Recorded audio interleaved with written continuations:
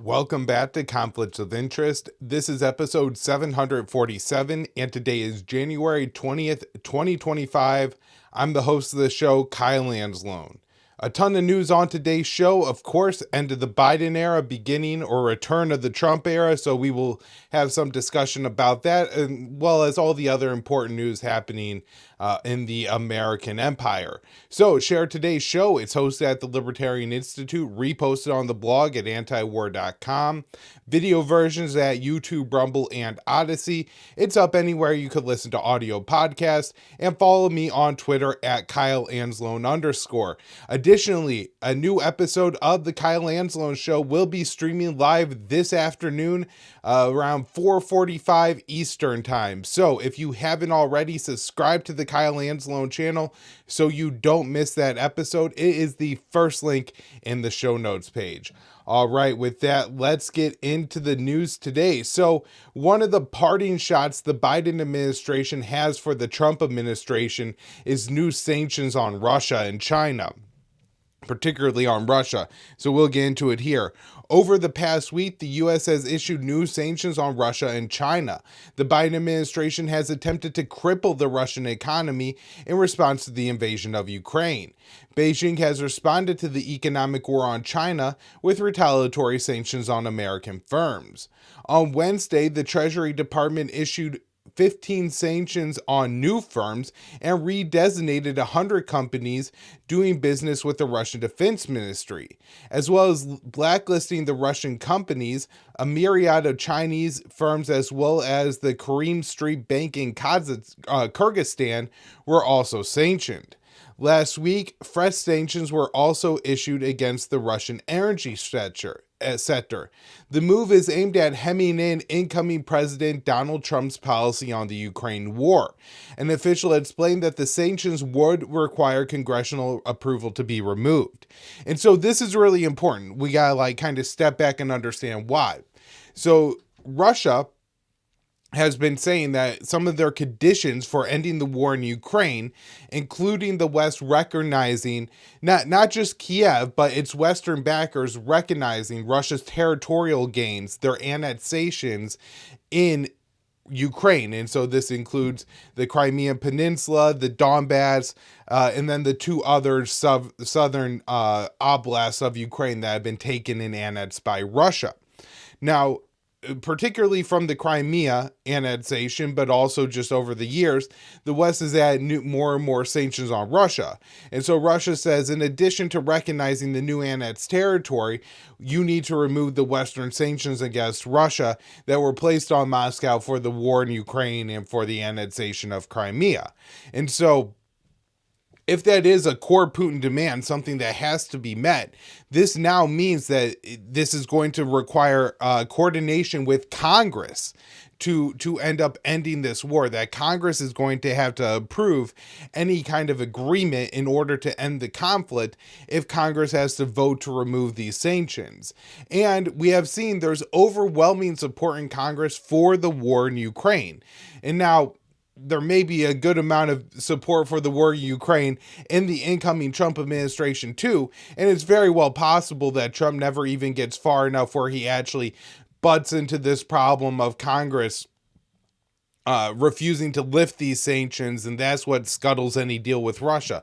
Trump may never even get that close to getting a deal with Russia in the first place, and so it's not impossible that this doesn't end up making a difference, but I do think it could be quite the significant hurdle that if Trump has to clear it in order to get a deal done with Putin. And so this could be a major problem and a real parting shot by the outgoing White House at Trump. So after Russia invaded Ukraine in 2022, President Joe Biden said he would cripple the Russian economy via sanctions. However, Moscow has developed a new network and trading partners to offset long access to Western economies. So earlier this month, Washington added major sanctions to Chinese tech giants Tencent Holdings, the battery maker CATL, state oil firm NCOOC, and the shipping line Costco. These were all added to blacklist. And while these blacklists do not sanction the firms, it makes it marks the companies as having ties with the Chinese military, and American firms are directly deterred from engaging in trade. So Beijing is responding to Washington's economic war and other provocations with sanctions. In December, China sanctioned several Western firms over arms shipments to Taiwan. Under Biden, the White House began sending Taipei weapons paid for with military assistance, a move that is viewed as a major escalation in ties between the U.S. and China's breakaway region. Additionally, in January, China put trade controls on 28 other American firms. Beijing said it blacklisted these companies to, quote, safeguard national security and interests, which is, by the way, what the U.S. usually says when they sanction China. So I kind of wonder if that was a shot by China for the U.S. sanctions. All right, next up, this one I wrote for antiwar.com on January 17th. U.S. made significant investment into Ukraine's drone program. So the Biden administration declassified documents, and officials spoke with reporters about Washington's clandestine support for Ukraine's domestic drone manufacturing program. The drone warfare program was backed by CIA intelligence, with one official saying it had a real strategic impact on the war. On Thursday, the New York Times reported on statements by U.S. officials who spoke about Washington's one secret support for Ukraine's military drone industry. The outlet explained U.S. officials said they have made big investments that helped Ukraine start and expand its production of drones as it battled Russia's larger and better equipped army. Officials said that Kiev was able to develop a new generation of drones with the funds. The U.S. sent Ukraine at least $1.5 billion to support the drone program. CIA Director William Burns recently indicated some of Kiev's success in the drone warfare battle is a result of his agency's intelligence. The officials speaking about the program did not detail what drone systems Kiev developed through the program. The official did note Ukraine's success in targeting Russia's Black Sea fleet with sea drones and drones that have slowed the Russian advance. Kiev has increasingly attacked targets inside of Russia with missiles and drones. Ukraine has hit civilian buildings, Moscow's energy infrastructure, and radars for Russia's nuclear weapons early warning systems with drones. Moscow has often retaliated against Kiev's drone and missile attacks on Russia with bombings of Ukrainian cities and energy infrastructure. Additionally, the Kremlin usually views Washington as being behind Ukrainian attacks on Russian soil. And so I think, now that we have this information that the West is backing Ukraine's drone program, it does raise a question of what drones are we helping them to produce? And if these are these long-range drones that have been used in attacks on strategic Russian bases deep inside Russian territory, well, that is highly, highly provocative and problematic, and something that really needs to be looked at and explored more. And hopefully that support for the drone program will be cut off during Trump's administration, but we will see. All right, next up here, incoming Trump official named China as biggest threat facing the U.S. This is from DeCamp on the 15th. So during Senate confirmation hearings this week, senior members of the incoming Trump administration named China as the biggest threat facing the U.S., which has been the official position of the Pentagon for years. So Senator Marco Rubio, likely the incoming Secretary of State, said during his confirmation hearing, the Communist Party of China is the most potent and dangerous near-peer adversary this nation has ever confronted. They have elements that the Soviet Union never possessed. They are a technological adversary and a competitor, an industrial competitor, an economic competitor, a geopolitical competitor, a scientific competitor, now in every realm. Rubio claims that China seeks a new world where the U.S. is completely reliant on China and expressed support for more screening of U.S. investment in China. He said, "If we stay on the road that we are on now, in less than 10 years, virtually everything that matters to us in this life will depend on whether China will allow us to have it.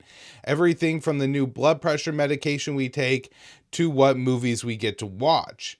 John Ratcliffe, who Trump nominated to head the CIA, described China as a once-in-a-generation challenge and discussed steps to focus on China when he was Director of National Intelligence in the previous Trump administration. He said, "As DNI, I dramatically increased the intelligence community's resources devoted to China. I openly warned the American people that from my unique vantage point as the official who saw more U.S. intelligence than anyone else, I assessed that China was far and away our top national security threat." Ratcliffe said he would continue the good work of the current CIA Director William Burns, who created a new mission center within the agency in 2021 that solely focuses on China. Fox News host Pete Hegseth, who Trump nominated to be Secretary of Defense, also named China as the top threat facing the U.S., though his hearing was mostly focused on his past and personal issues. Hegseth claimed that the Biden administration had not followed the 2017 National Defense Strategy, which called for the U.S. military to pivot away from the Middle East and towards the Asia-Pacific. However, the Biden administration has taken many steps to increase its military footprint in Asia, including deals to expand bases in the Philippines, Australia, and several Pacific Island nations. The Biden administration also took several steps to boost support for Taiwan, including providing U.S.-funded military aid for the first time. U.S. military officials under the Biden administrations have also been openly preparing for war with China, despite the risk of it quickly turning nuclear. U.S. officials say the buildup in the Asia-Pacific is needed to deter war with China, but the steps have only increased tensions, including making conflict more likely. Beijing has repeatedly warned that the U.S. that Taiwan is the first red line in the U.S.-China relations that must not be crossed, but the Biden administration has ignored China on these concerns. So, Trump is coming into office, and on Friday he held a call with the Chinese President Xi, and so we will break that down here. I wrote this article for antiwar.com on January 17th. Incoming President Donald Trump spoke with Chinese President Xi Jinping. The call comes as tensions between Washington and Beijing have escalated since Trump was last in the White House. On Friday, Trump posted on his Truth Social account, "I just spoke with Chairman Xi Jinping of China. The call was a very good one for both China and the USA. It is my expectation that we will solve many problems together and starting immediately. We discussed balancing trade, fentanyl, TikTok, and many other subjects. President Xi and I will do everything possible to make the world a more peaceful and safe." So according to the Chinese readout of the call, Xi congratulated Trump on his re-election as President of the United States. President Xi noted that they both attach great importance to their interactions and both hope for a good start of the U.S.-China relationship during the new presidency. Xi expressed his readiness to secure greater progress in the U.S.-China relations from a new starting point. So during Trump's first term in office, he was a vocal China hawk. He increased sanctions and tariffs on Beijing while working to arm and build alliances with other countries in the region, eyeing a future confrontation with China. Under President Joe Biden, the relationship between Washington and Beijing continued to deteriorate. Biden ramped up Trump's economic war with Beijing and continued to push countries that surround China to join PACS in case of war breaks out with the Asian superpower. Further angering Beijing, Biden increased U.S. military and diplomatic support for Taiwan, then House Speaker Nancy Pelosi visited the breakaway Chinese territory. Additionally, Biden began providing Taipei with weapons provided by U.S. military assistance. As Beijing considers Taiwan a part of China, Washington arming Taipei is viewed as undermining Chinese sovereignty. On the campaign trail, Trump attacked the Biden administration for not taking an aggressive enough position against Beijing and vowed to increase tariffs on Chinese goods. However, along with the phone call, another positive sign for American-Sino relations could thaw during Trump's second term is that the Chinese Foreign Ministry announced that Vice President Han Zheng would be attending Trump's inauguration on Monday. The Chinese statement on the call indicated that ties between the two superpowers could have improved if there was more mutual respect. She pointed out that there is a natural for the two big countries with different national conditions to have some disagreements. The important thing is to respect each other's core interests and major concerns and find a proper solution. The Taiwan question concerns China's sovereignty and territorial integrity. The U.S. side needs to approach it with prudence, the Chinese statement said. So, China really saying that we want to get off on the right foot, but really not backing down on the Taiwan issue whatsoever. Now, probably the second biggest issue that is facing the U.S.-China relationship, and this one will certainly come up first, is TikTok.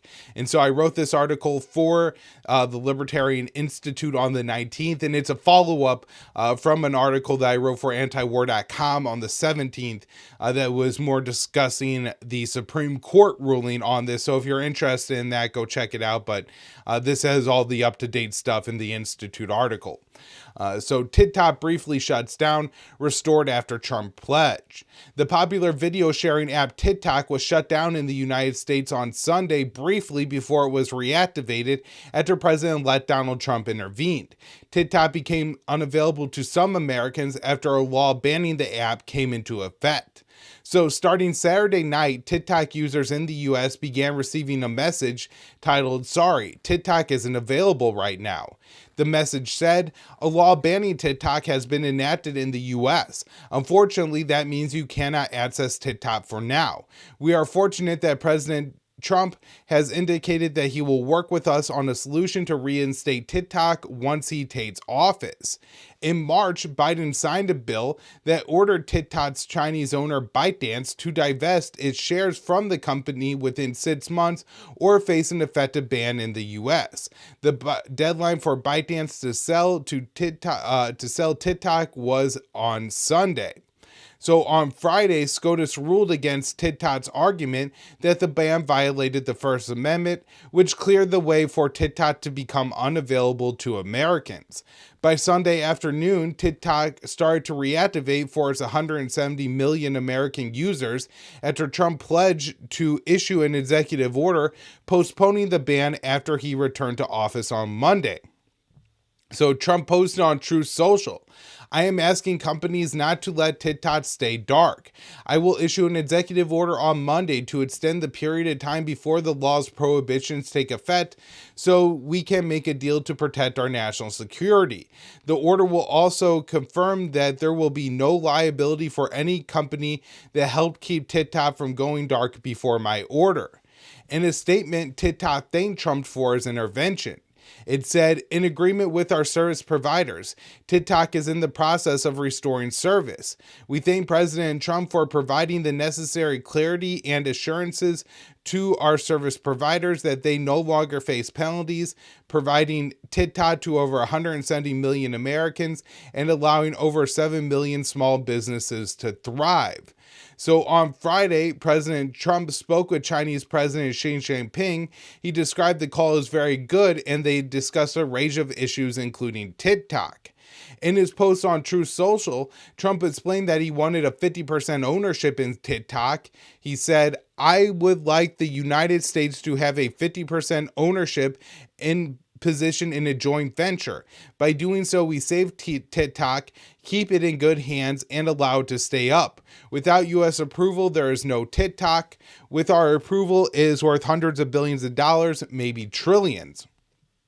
So the TikTok ban passed in March after the bill had failed to gain political momentum for years. The bill only gained the necessary support on Capitol Hill to pass after the content shared on TikTok became overwhelmingly pro-Palestinian. And so this is just really interesting political dynamics, and let's break it down just a little bit. The first and the most obvious one is that if you remember back to the 2020 election, right before the election, Trump was talking about banning TikTok. This had pretty wide support among Republicans on Capitol Hill. It was seen as, this app is a unique threat from China posed by the United States, so we must shut it down. And the Biden administration was against it.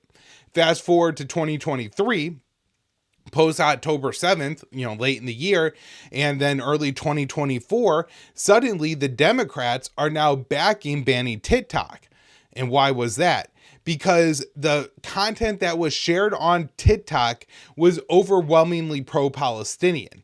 Now, I think there were multiple aspects to this, and a couple of them were just natural among the user base. So if you've looked at polling in the United States, and this isn't just post October 7th, although it certainly became more true post October 7th, but if you look at polling just over time in the United States, young Americans have not been as favorable towards Israel for some time as older Americans. And with younger Americans being probably the bulk of the content creators and the users on TikTok, it made sense that if they are overwhelmingly pro-Palestinian and the ones overwhelmingly producing content for that platform, that the content on that platform is going to be overwhelmingly pro-Palestinian. But also, I'm sure there's a cultural piece to it too, where if 80% of everything you see is pro-Palestinian, then when something pro-Israeli comes up on your feed, you're probably going to swipe right through it, or it's going to make you mad. You're going to reject it, downvote it, or I don't know if that's impossible on TikTok, but it's not going to be something you like, or it's something you're going to like instruct the algorithm to put into your feed more, because you're already solidified in your pro-Palestinian mindset.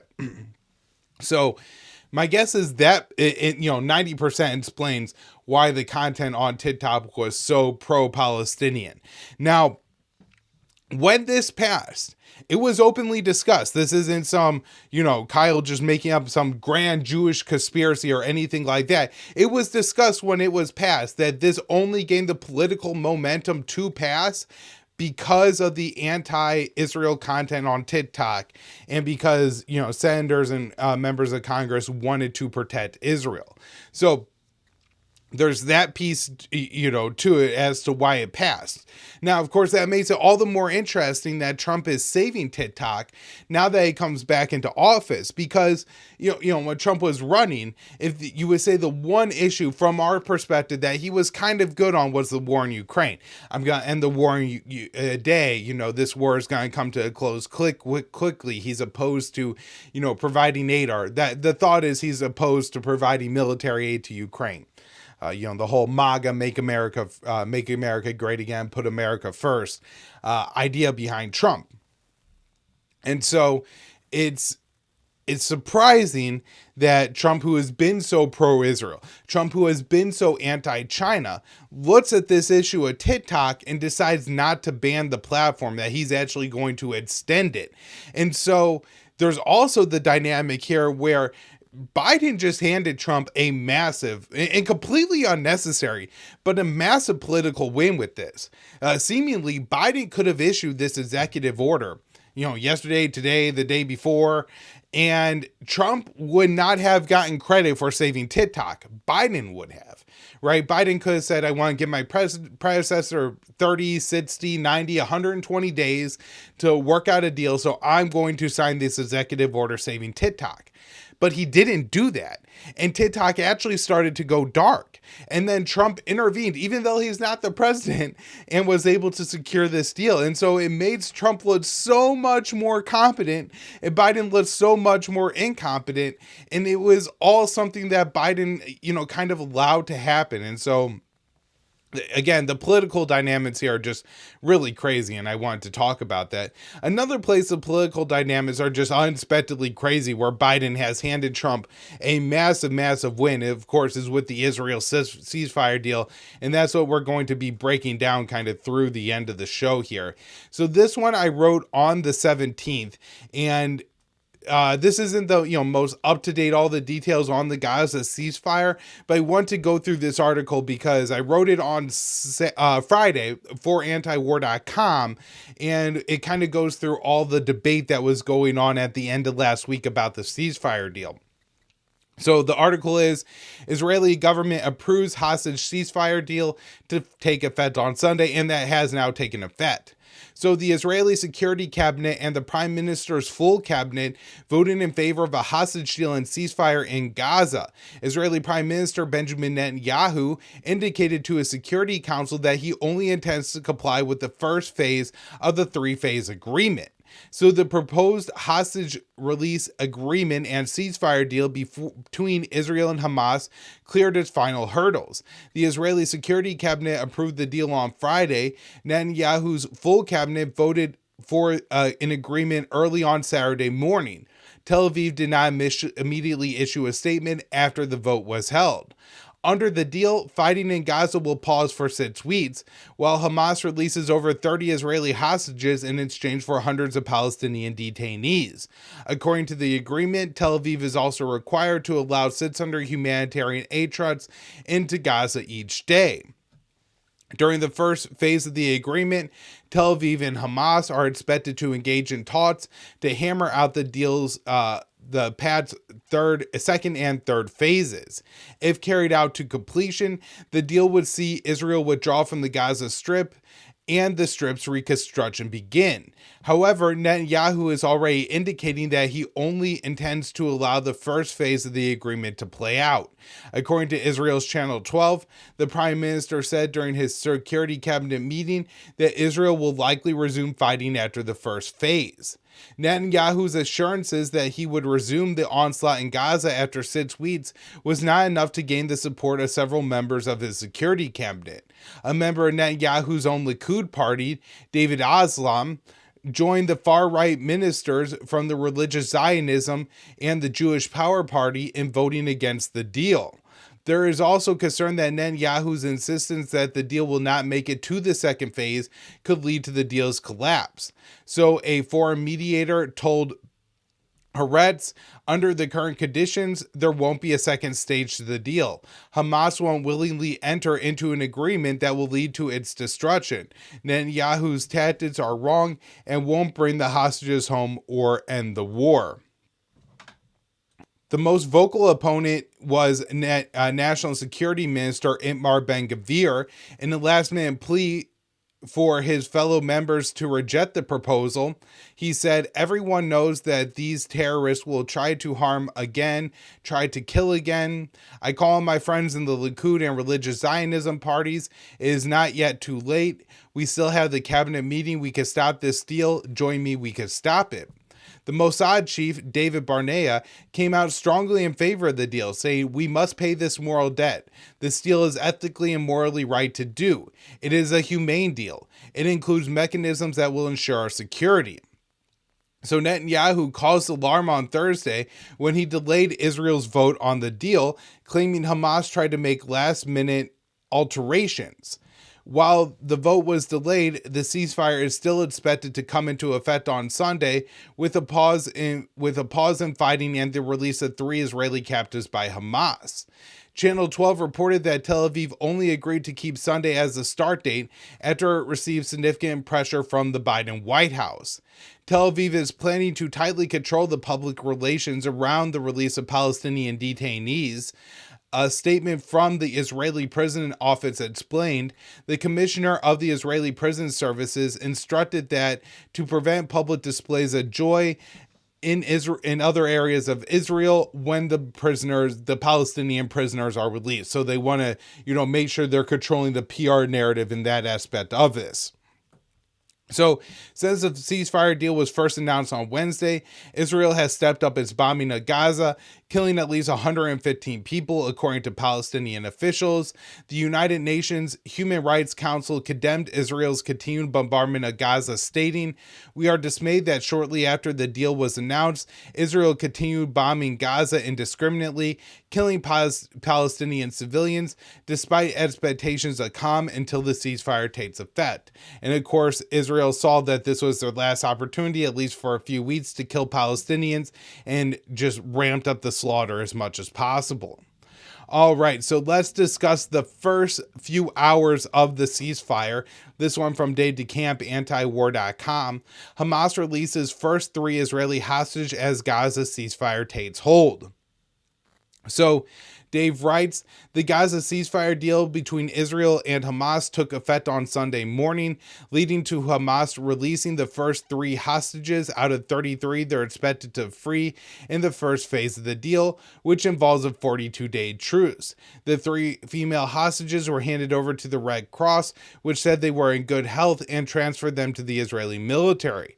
The hostages made it back to Israel, and early Monday morning, Israel released 90 Palestinian women and children from the Al-Far prison in Israel-occupied West Bank in exchange. Out of the 90 Palestinians who were freed, 78 of them are West Bank residents, while 12 were transferred to Israeli-occupied East Jerusalem. In the occupied territories, Palestinians can be imprisoned without charges, which Israel calls administrative detention. Under the first phase of the ceasefire deal, Israel will release 30 civilian Palestinians per hostage released and 50 Palestinians in exchange for female IDF soldiers that are released. The Israeli military has imposed strict measures in areas around the Al-Far prison to prevent major celebrations from taking place during the prisoner release. According to Middle East Eye, the military orders shops near the prison to be closed, and the police have warned families not to celebrate or raise Palestinian flags, threatening the release could be canceled. Al Jazeera later reported that at least 7 Palestinians have been wounded by Israeli forces outside of the Al-Far prison. The ceasefire in Gaza was supposed to go into effect 8:30 Gaza time, but was delayed 3 hours, and during that time, Israel pounded the Gaza Strip, killing at least 19 Palestinians. Among the dead were children preparing to return home because their family thought a ceasefire had started at 8:30. Gaza's health ministry said Sunday that the death toll since October of 2023 had reached 46,913, and the number of wounded climbed to 110,750. The health ministry typically only counts dead and wounded Palestinians brought to hospitals, meaning their numbers don't account for the thousands who are missing and presumed dead under the rubble.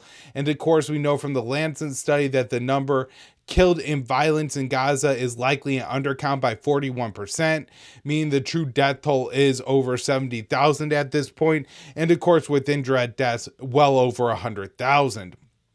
Now, one thing I want to mention here is just before recording, I did see reports from both Middle East Eye and Al Jazeera that Israel had conducted a single drone strike in Rafah. Not sure if this is going to have a major impact on the ceasefire or not. So another article here from Dave DeCamp that just emphasizes that Netanyahu is still saying that they're going to go back to war after the first phase. So Netanyahu says U.S. gave guarantee that he could restart military operations in Gaza. On Saturday, Israeli Prime Minister Benjamin Netanyahu said that he was assured by both President Biden and President-elect Trump that he could resume military operations in Gaza after the first phase of the ceasefire deal if he chose to do so. Under the deal, Israel and Hamas will negotiate a second phase during the first phase, which begins on Sunday and involves a 42-day ceasefire.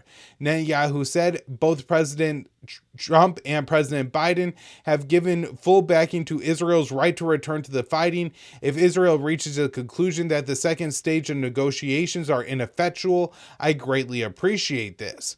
The Prime Minister said that Trump had described the ceasefire as a temporary one. He said Trump welcomed the agreement and rightly emphasized that the first stage of this agreement is a temporary ceasefire. That's what he said, a temporary ceasefire. Netanyahu said that Trump also agreed to lift remaining restrictions on providing vital weapons and munitions to the state of Israel. If we need to go back to the fighting, we will do so in new ways and with greater force. Netanyahu has been under pressure from some members of his coalition not to sign the ceasefire deal, including National Security Minister Itamar Ben-Gvir, who quit the government on Sunday. Netanyahu's government still has a majority in the Knesset after Ben-Gvir and his Jewish Power Party quit. Finance Minister Bezalel Smotrich, the leader of the Religious Zionism Party, is also threatening to quit if Israel doesn't resume its genocidal war in Gaza after the first phase. Smotrich said he was given assurances from Netanyahu that Israel would restart operations to launch a gradual takeover of the entire Gaza Strip. He said Gaza was ruined disintegrated and uninhabitable, and that it would stay that way. Now, I think that this is a really important point from Smoltrich, and I think he's right here. And something that maybe some supporters of Palestinians in the U.S. are overlooking.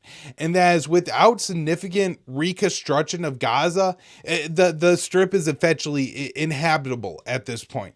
The schools, the hospitals, the sewer infrastructure, the water infrastructure, all been destroyed. The desalination plants destroyed, looted, factories, farmlands destroyed, the olive trees, olive groves bulldozed, destroyed. And so if you look at, can 1.2, or, not 1.2, but 1.92 million or so Palestinians possibly live in the Gaza Strip at this point, it seems like the answer is likely no, unless Israel allows in a significant amount of construction material. But not only that, the bulldozers and excavators needed to clear away the rubble so new buildings can be built, new cities can be constructed. The entirety of the Jabalia refugee camp is gone. It's completely blown up. And if you look at the pictures, there's maybe one or two structures above a story that still stand, and they're all extremely badly damaged and likely need to be knocked down before construction can begin anew. And so if you don't allow all this construction material needed into the strip, well, then it's never going to be habitable for the Palestinians there. And so, in a sense, this ceasefire, as long as Israel doesn't allow in a whole lot of construction equipment, really is just a very short pause on the ethnic cleansing campaign. And Smoltrich adds to his statement, "Don't be impressed by the forced joy of our enemies. This is an animalistic society that sanctifies death. Very soon we will erase the smiles again and replace it with the cries of grief and the wails of those who were left with nothing." And it's sick that he would say this in such a joyful way. All right. So the kind of counter to that last story is this one. Report: Trump envoy Witkoff may visit Gaza to ensure ceasefire deal sticks. So President-elect Donald Trump's Middle East envoy Steve Witkoff is considering visiting the Gaza Strip to ensure the ceasefire deal between Israel and Hamas stays on track, NBC News reported on Saturday, citing a transition official. According to media reports, Witkoff's pressure on Israeli Prime Minister Netanyahu is what led to the deal. A White House official acknowledged on Sunday that the Trump team gave significant support in order to clinch the agreement. Netanyahu has said that he received assurances from Trump that he could restart military operations in Gaza after the first phase of the deal if he chose to do so, but the NBC report suggests Witkoff is determined to see the deal leads to an end to the conflict and the reconstruction of Gaza. The report says Witkoff plans to have near constant presence in the region to deal with potential issues that may threaten the deal. "You have a right to be on top of it, ready to snuff out a problem if it happens," the transition official said. The official said that the incoming administration was worried about elements on both sides that might seek to sabotage the deal. Remember, there are a lot of people, radicals, fanatics, and not just on the Hamas side, from the right wing of the Israeli side, who are absolutely incentivized to blow this whole deal up. And it's good that the Trump administration recognizes that at the very least. I don't think the Biden administration ever did. The incoming administration is also considering relocating Palestinians who live in Gaza during the reconstruction, and the official Indonesia as a potential option. However, Palestinians may not be willing to leave since they fear Israel will not allow them to return, which is probably the case. Many Israeli ministers and members of the Knesset are openly in favor of the ethnic cleansing in Gaza to pave a way for the establishment of Jewish settlements. So the transition official speaking to NBC stressed the importance of good conditions for the Palestinians to ensure the ceasefire holds. "If we don't help the Gazans, if we don't make their lives better, if we don't give them a sense of hope, there's going to be a rebellion," the official said. So I guess it's good that, Trump team is looking at it and seems to have this perspective, but we will certainly see how the policy plays out. And once Netanyahu is committed to going back to this agreement, to the war, and the White House wants him to stay within the agreement, we'll see what happens when push comes to shove them there. All right, everybody. Thank you so much for tuning into the show today. I will be back with another episode of the Kyle Anzalone Show later today. In part, I will be breaking down this article I wrote for the Institute yesterday. Graham calls on Trump to take out Iran's nuclear facilities. So that is very important, and we'll be talking about that and so much more. So be sure to subscribe to that channel, and thank you all for tuning in to today's show.